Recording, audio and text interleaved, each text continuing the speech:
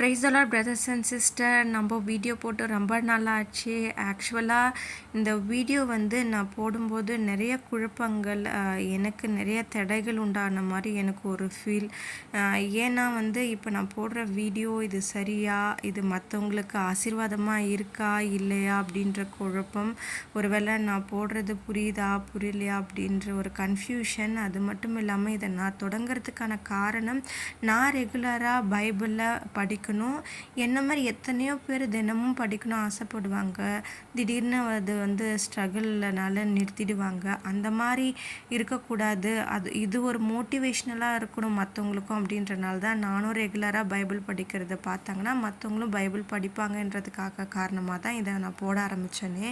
அது மட்டும் இல்லாமல் நான் போட ஆரம்பித்ததுலேருந்து நான் ரெகுலராக படிச்சுட்டு வரேன் பைபிளை. ஆனால் இந்த நாட்களில் இந்த வீடியோ போடுறதுக்கான எனக்கு ஒரு தடைகள் ஏற்பட்டுச்சு. அதனால தான் நான் யோசிச்சுட்டு இதை போடலாமா வேணாமான்னு யோசிச்சே இருந்தேன். அது மட்டும் இல்லாமல் இது உங்களுக்கு புரியுதா புரியலையா அப்படின்றது எனக்கு கமெண்ட் பண்ணுங்கள். அது மட்டும் இல்லாமல் நான் பண்ணுறதுல நான் சொல்கிறதுல ஏதோ எனக்கு தெரிஞ்சதை நான் உங்கள் எல்லாருக்குமே சொல்கிறேன். இதில் ஏதாவது தவறு இருந்தால் என்னை மன்னிச்சிடுங்க. இதில் ஏதாவது தவறுதலாக நான் ஏதாவது சொன்னால், நான் சொல்கிற ஒவ்வொரு விஷயங்களும் தவறுதலாக இருந்தாலும் எனக்கு நீங்கள் சொல்லுங்கள், நான் அதை சரி பண்ணிப்பேன்.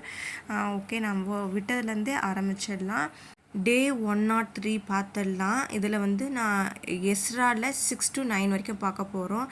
எஸ்ராவில் அதிகாரம் 6. இதில் எஸ்ரா அதிகாரம் 6 ஆணையை ஒரே வார்த்தையில் விவரிக்கிறது. இந்த அதிகாரம் முதன்மையாக எருசலேமில் ஆலயத்தை மீண்டும் கட்டுவதை உறுதிப்படுத்தும் ராஜா டெரியஸின் ஆணையை மையமாக கொண்டுள்ளது. அடுத்த அதிகாரம் 7. இது மோசேயின் நியாயப்பிரமாணத்தில் திறமையான எழுத்தாளரான எஸ்ரா பாபிலோனிலிருந்து எருசலேமுக்கு பயணித்து மக்களுக்கு கடவுளின் சட்டத்தை படிப்பதிலும் கீழ்ப்படிதலிலும் கற்பித்ததிலும் வழிநடத்துவதை பற்றிய கதையை சொல்லுகிறது. அர்த்தஷஷ்டா ராஜா எஸ்ராவுக்கு இந்த பணிக்கான அதிகாரத்தையும் வளங்களையும் வழங்குகிறார். கடவுள் அவருக்கு அளித்த தயவை அவர் அங்கீகரிக்கிறார். இதை பற்றி தான் அடுத்த அதிகாரம் 8. இதில் பயணத்தை விவரிக்கிறது.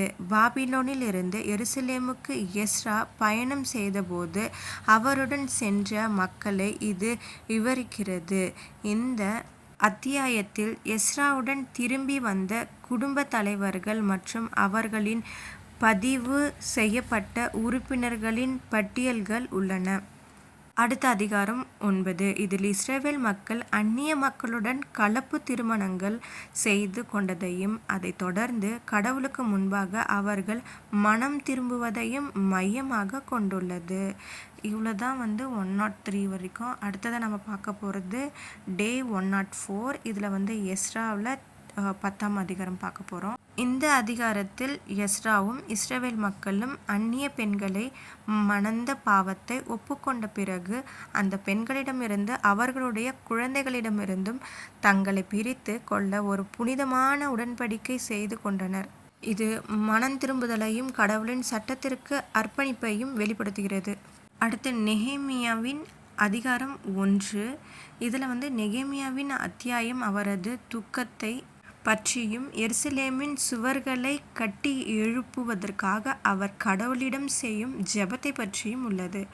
அடுத்த அதிகாரம் 2. இதில் இந்த அத்தியாயம் பாரசீக அரசவையில் பான பாத்திரக்காரராக இருந்த நெகேமியா எருசலேமின் அழிவை குறித்து தனது வருத்தத்தை வெளிப்படுத்துவதையும் நகரத்தின் சுவர்களை மீண்டும் கட்டுவதற்கு திரும்பி செல்ல அனுமதி கோருவதையும் சித்தரிக்கிறது. அடுத்த அதிகாரம் 3.